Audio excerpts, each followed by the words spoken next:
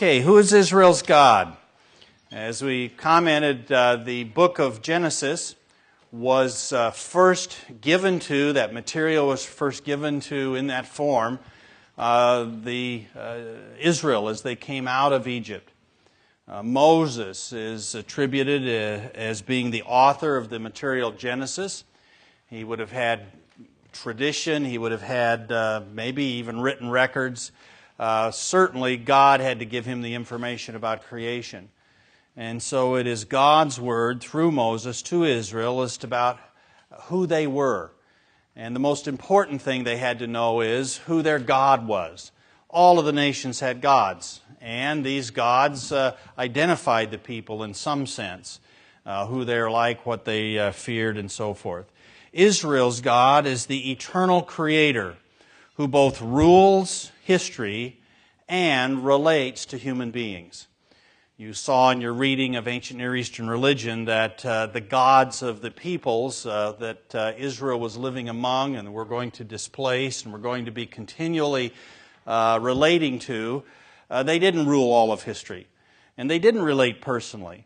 They were sub-gods in one sense. And so what we have in the Bible right from the beginning is the character of God who is eternal, who has created all things, who rules all things, who has created us as human beings and who relates to us on a personal level. How do we see who this God is? That's what Genesis is designed to do at the beginning. Well, first of all, we see it by what He did. He brought the universe into being. You can write that there above your creation account, 2 views. He brought the universe into being. And this very, very simple statement we find at the beginning of Genesis. In the beginning, God created the heavens and the earth. There is nothing that He is not responsible for in the physical creation. And so that is the beginning of Moses' primer to Israel about who they are, is who God is. He is the Creator God. He brought the universe into being. In your books, I've had you some of the supplementary reading. I think this is from Creation to the Cross. For those who hold to a high view of the Bible with respect to giving us adequate and accurate information, or I should say accurate information, it's not all the information we like about creation. There are 2 main views with respect to how you put together the first few verses of Genesis 1.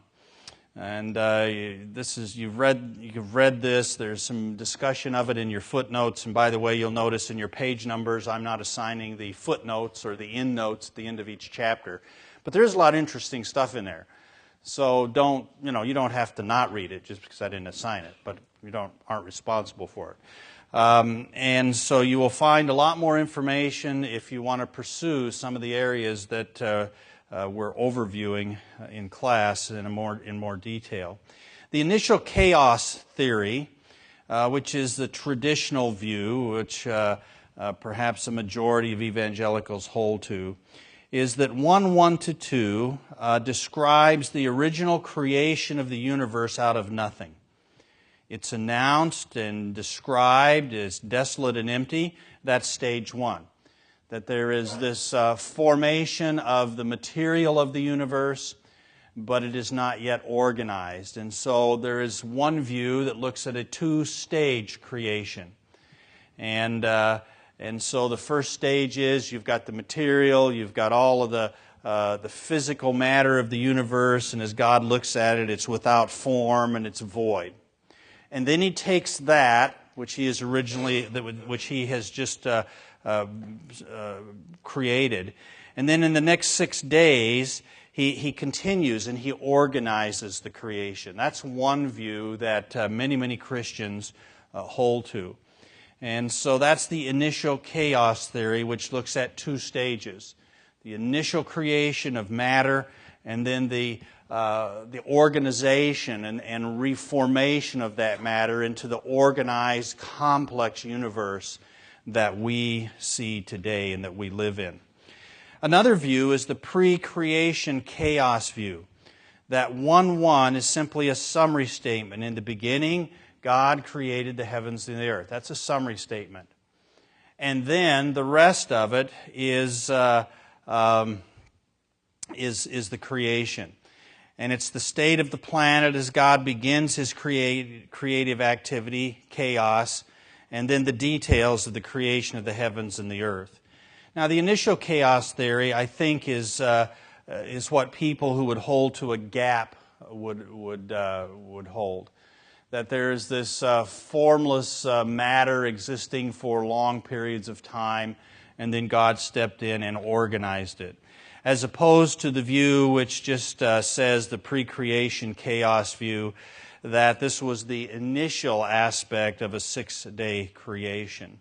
Now, I'm not going to spend much time on this. Mr. Iverson is going to talk to you on Wednesday about the young earth, old earth debates, where that comes from, what philosophical issues are involved, some of the scientific data that is relevant. This is not ultimately a problem that is solvable to every buddy's satisfaction, to every Christian satisfaction, to every Christian scientist's satisfaction. There's just still a whole lot about the world that we don't understand from a scientific viewpoint. And these are in your book. I'm going to eventually just put those in your notes instead of making you write all that. I was going to do it this year. I didn't get to it. So anyway, those are the two views. But what is clear is that Genesis is not being written as a scientific textbook. That is not to say that scientific matters of creation are not important. It is not to say that it doesn't give information that can be correlated with science. It can even lead a consideration of how to look at the physical universe. But it wasn't written for that purpose. The people who first received this book were not involved in evolution creation debates. Were they? No. They were living in a world that had a religious context, that had religious ideas floating all around. A lot of mythology about creation and so forth, and they would be exposed to that. And what Genesis is designed to do for these people is to affirm to them two things about God. And so that's what we need to see it. That we see God, secondly, by how He created. We see Him first as to the fact that He created, and then we see something about Him in regard to how He went about creating. He ordered the cosmos in His wisdom. And so what we find in the 6 days of creation is that God is, however you take it, whether you take the traditional view or the initial chaos view, we see that condition that's mentioned there in the first couple of verses about being formless and void is going to be rectified by a God who is going to organize. He is going to put things together in a workable way, in a way that is grand, in a way that is ordered. And so He's going to order the cosmos. Now that does touch on the whole theory of things just coming into existence spontaneously on their own and organizing themselves and becoming intricate from some sort of a mysterious, hidden, inner, non-personal mechanism.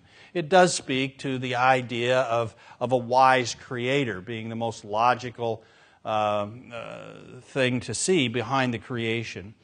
But whether you approach it scientifically or whether you just look at it in the literary form that it's given, the point is that the Creator God, in His wisdom, has ordered His cosmos. The word cosmos means the organized universe. And that's used in secular as well as biblical context. We see the master designer at work.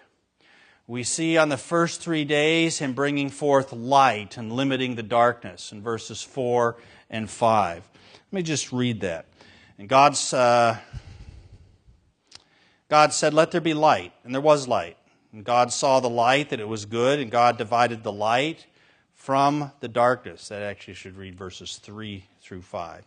God called the light day, and the darkness He called night, so the evening and the morning were the first day. And then God said, "Let there be a firmament in the midst of the waters, and let it divide the waters from the waters." That firmament is a difficult word. We think of it as something like land, but it's not. It's more the idea of skies. a separation of the waters in verses 6 to 9. And then in verse 10, God called the dry land earth. He gathered together the waters. He called them seas, and God saw that it was good. And then he said, let the earth bring forth grass, the herb that yields seed, the fruit tree that yields fruit according to its kind, whose seed is in itself on the earth. And it was so. And the earth brought forth grass, the herb that yields seed according to its kind, the tree, and God saw that it was good, and evening and morning were the third day. So what we find in the first 3 days is light being created and darkness limited. Sky, the heavens separated from the waters. We find a separating and a distinguishing of certain things from other things. We see the dry land being limiting the sea so that there's dry land, and then vegetation on the land. Now, what's unmistakable is that the first 3 days, or I should say the second 3 days, correspond to the first. Because on the fourth day, he creates luminaries, lights, the sun, the moon, the stars. The sun, apparently, is not the original source of light in the universe. Who is? God is. Now, scientifically, how do you understand light apart from some kind of a burning source like the sun? Well, that's difficult. There are speculations about other sources of light, and there are obviously other sources of light than the hydrogen or whatever is exploding on the surface of the sun. But what we have here is a further development of what we find with regard to light. On the fifth day, the birds and the sea creatures, and where do they live? Well, they live in the waters and in the sky, and that was the whole point of day 2, is that the waters and the sky were separated, and so there were 2 realms created. And now on day 5, those realms are being populated with those beings which belong to them, the birds of the sky and the fish of the sea. And then on the 6th day, we find the dry land being populated, being filled with animals, with insects, and with man, penultimately in the final position of creation, made in God's image, or as I'm going to suggest, one scholar says, made as God's image. But what we see here is the master designer at work. And on the 7th day, God rests from His creation. Now, this is proper material to examine the universe from a scientific standpoint. This is the proper background material. And a scientist is not ignorant or out of touch with reality if he brings this to his scientific observations. But this was not given as a scientific text. We just don't have nearly enough information in this passage. So it affirms God as the Creator. It affirms the creation in 6 days, I believe. But the point is that this is the God who is responsible for all that you see in the universe. This is the God of Israel. This is the God who is bringing you out of Egypt, as Moses would declare to Israel. And this is the God that we're going to see they were going to become responsible for communicating to the rest of the nations.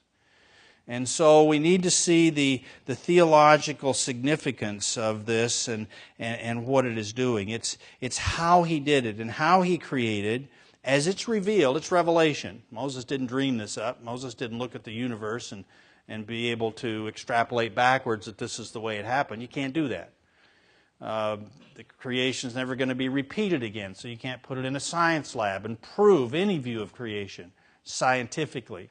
It's a philosophical matter and a matter of revelation. But it's not going to contradict what we actually find in the physical universe. And so that's what He did, and it shows us something of Himself. But we also have in this text why He did it, why He created the universe. And so we are not left guessing as to the reason for the physical universe. This is given by revelation. And very simply, it was Him giving mankind a place to rule.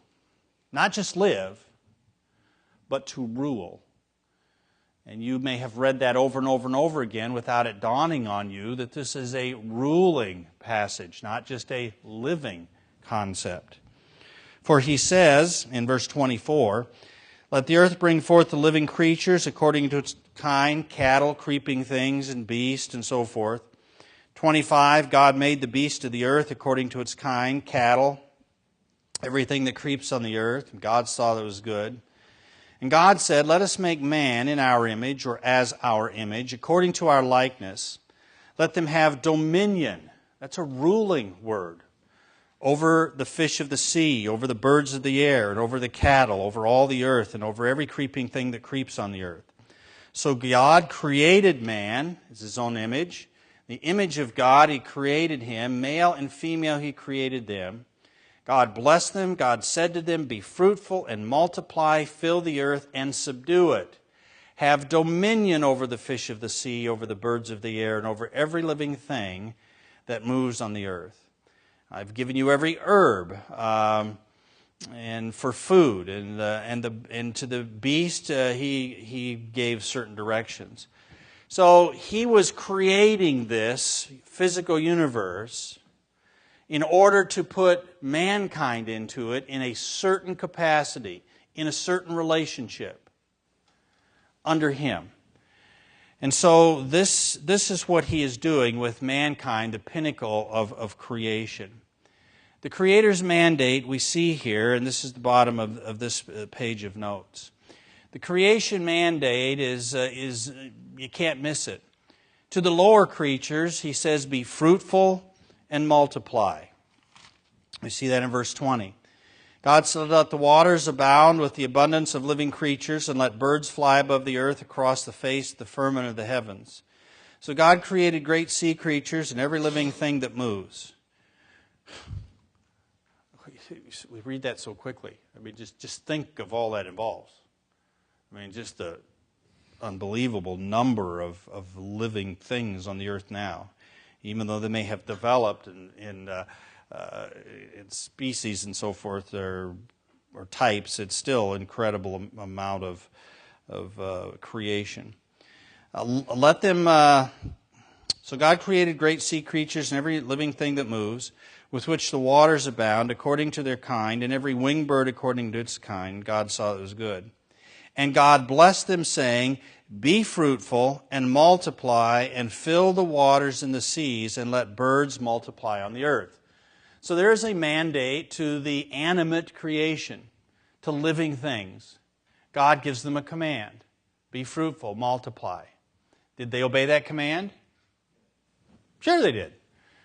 It's just the way things are. It's innate. You think, well, things don't need to be commanded to do that. According to this, they do. God could have created all things without the ability to reproduce. And Adam would have enjoyed them once, and then after the fall they would have died, and that had been it. So God gives the lower creation, the lower animate creation, a mandate. Note that. And it's important because he's going to give human beings a mandate with an addition to this. The pinnacle creature, who is God, made as God's image in verses 1, 26 to 27, he makes as God's vice-regent, as a vice president, a vice king. Someone whom he is bringing into co-rulership of the what? Universe, or the inhabited world at least. And that's what we're locked to. So he says, "Let us make man in our image according to our likeness. Let them have dominion over the fish of the sea, over the birds of the air, and over the cattle, over all the earth and every creeping thing." And so God created man and did that. So we see man created as God's image. I'm going to go to this other handout here in a moment. We'll fill this in a bit. Made as God's vice-regent, made as a co-ruler with God. Now the Bible just tells us over and over and over again that God is the king, that God rules, doesn't it? But this says he made man also to rule, mankind to rule. Adam and Eve to begin with, but then all human beings fall under this. And if you don't understand this, you really don't have a foundational grasp of what the rest of the Bible is going to be all about. So he was made with God's mandate, be fruitful and multiply. That's the same mandate as the animals, isn't it? And so from one standpoint, we are like the animals. We are living beings, and we are to be fruitful and to multiply. But fill the earth and subdue it. Now, fill the earth was part of the animal mandate, but not subdue it. That was given to man. Have dominion over all creatures. So man is not simply another animal. Man is not the highest evolved life form. Man is not equal with other animals. Man was created in a special act of God, which we see in the second creation account in chapter 2. And he was created to have dominion over the rest of the physical earth and the animate life forms of the earth in fellowship with God. And so God made human beings different, distinctive from the animals, according to the text in Genesis. And He made them for the purpose of ruling with Him. Now, I've put together another PowerPoint here that you picked up on the way in. And this just really puts this together in another form. And on the last slide here, I have a reference if you want to read the development of this idea from the author of a book that I've been reading, putting this together. The first creation account, Genesis 1:1 to 2:3, we find the universe being created, made inhabitable, and populated to be managed by man. Or at least the earth for the last part. The creation of the heavens has an effect on us, but we don't rule over it, at least yet, I guess. But the earth is made inhabitable, it's populated to be managed by man. That's why the earth was created, as some place for man to exercise a dominion. The second creation account focuses upon the man, the human being, the couple. And we see that mankind is fashioned with the capacity to manage God's creation. He breathed into man. He formed him from the dust of the ground, it says. And that's it's poetic, it's metaphorical. I don't think it's meant to be literally. But the word there that's used is the word of a potter who takes clay and forms pottery. And it's the word that's used there of fashioning man in that context. There's several words for creation in these two chapters. But it's the idea of a potter fashioning a vessel. And a potter fashions a vessel for some sort of a use.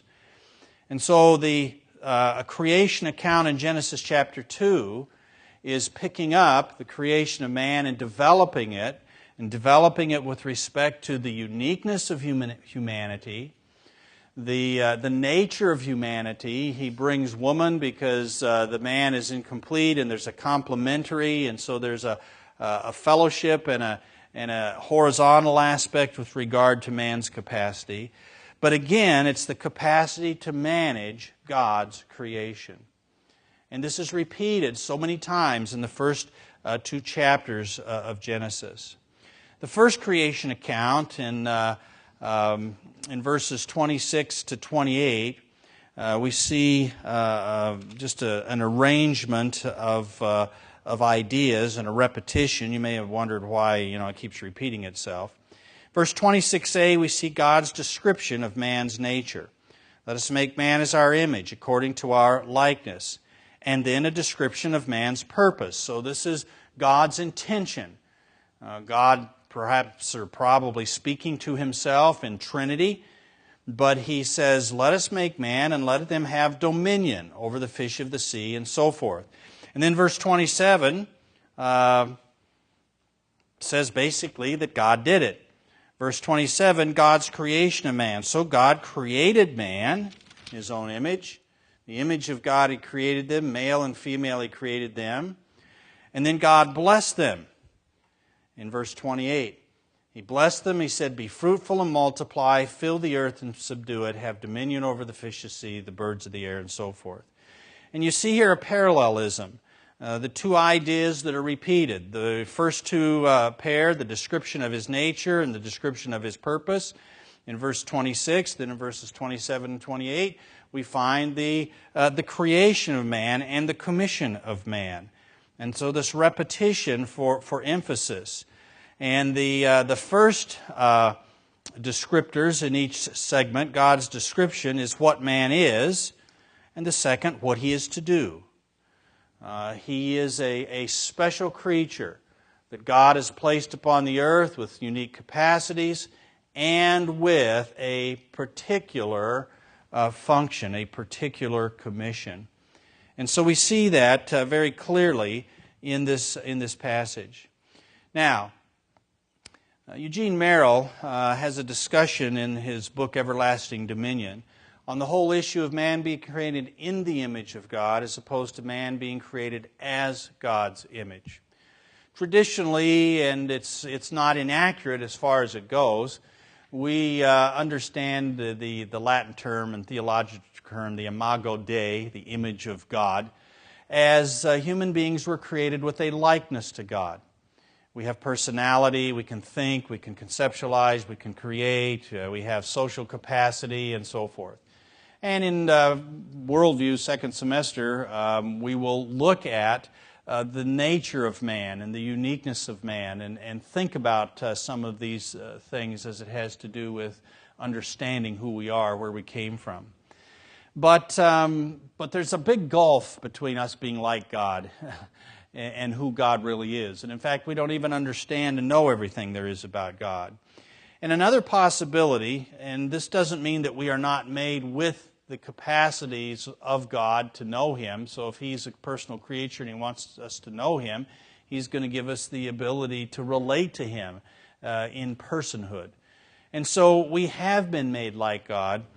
But Merrill suggests, and I find it fairly compelling, that this text should read probably, He created man as God's image.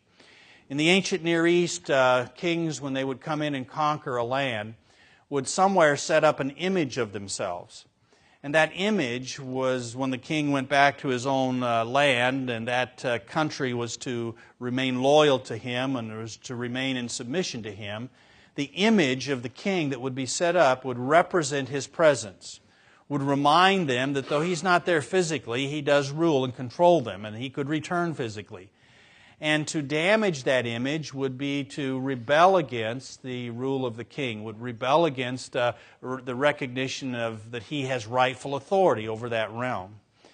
And so Merrill suggests that this could be understood as God creating human beings as His image, as one who stands in the place of God on earth, who stands in the place of God on earth as His functional representative for the purpose of ruling. He says, a caretaker who governs according to the will of the Creator, a subordinate, surrogate king responsible only to Him.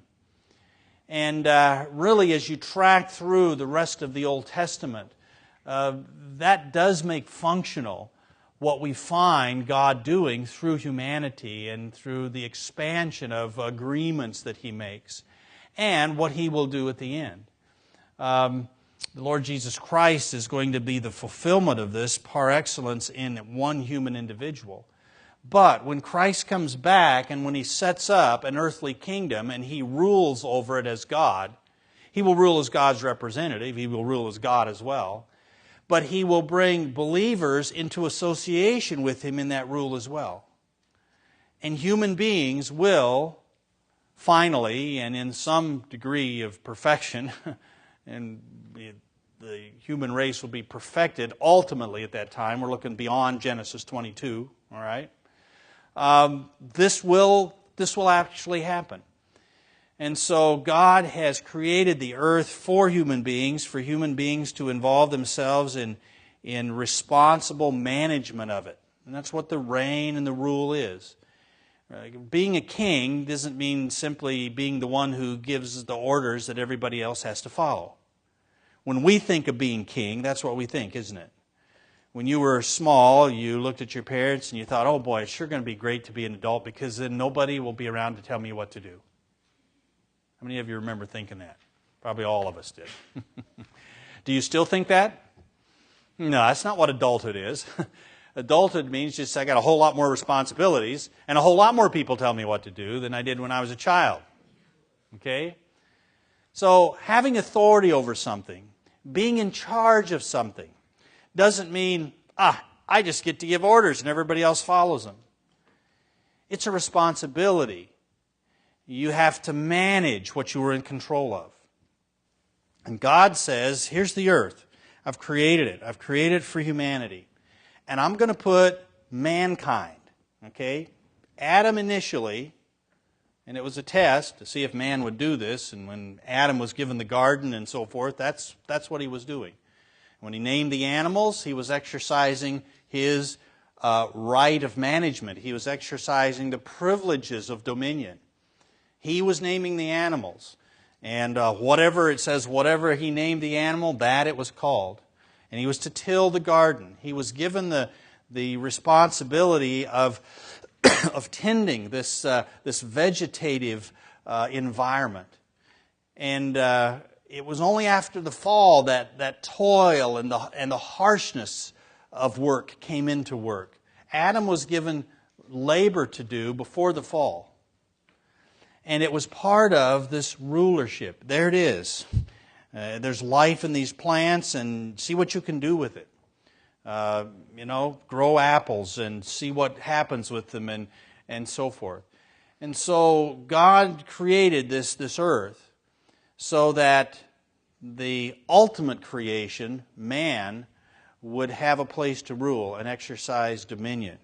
And I like the way Merrill says it here. A caretaker who governs according to the will of the Creator. A subordinate, surrogate king responsible only to Him. And involved in all this, and necessary to all this, is the fact that God created man for the purpose of and with the capacity of relationship with Him. Because He did not put man here to rule independently of Him. That's what happened as a result of the fall. But He put mankind here as His representative, who has the task of managing this earth, of managing the large and the small pictures of this earth, as unto God, and in fellowship with God, and in relationship with God. Now, when you think about it in that terms, in those terms, and in that way, you can see how important Genesis 1 and 2, that those chapters are, to really understanding the rest of the Bible. Because if that's true, then the rest of the Bible is going to tell us what went wrong with that, and how's it going to be corrected, and what's God doing in the meantime. And so I find this whole discussion with respect to the purpose of man being to govern according to God, to the Creator, and to be a subordinate surrogate king, a king who's standing in a place for another, who are responsible to God. And that works in a big level. It will work in a large, worldwide level when Christ eventually returns. But it also works on a small level. Have you ever thought of your room as your kingdom? You've probably told people that when they've come in and you say, "Get out of here, this is my space. This is my realm. This is my domain." Well, that's really true from a biblical standpoint. The question is, how do you administer it? You guys are more hesitant to answer that than the girls, I know.